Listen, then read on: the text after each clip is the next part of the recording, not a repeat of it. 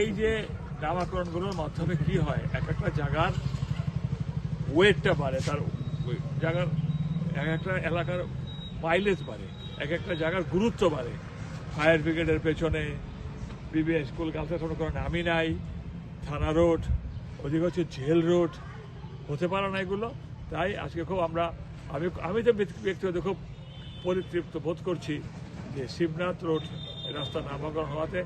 আশা করি ওই পাশেও নিশ্চয়ই যদি বোর্ড লাগিয়ে থাকেন, আমি বলবো নাগরিকদের ধন্যবাদ জানাবো, নাহলে ওই দিয়ে একটু লাগাতে হবে।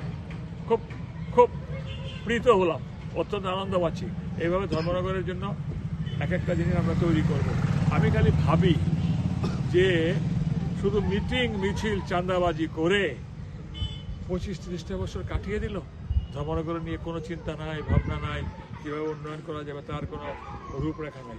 যাই হোক, এলাকাবাসীকে আন্তরিক ভালোবাসা, শ্রদ্ধা, শুভেচ্ছা জানাই এবং শিবনাথ রোড নাম হওয়াতে এটার পবিত্রতাও বাড়ল। ধন্যবাদ।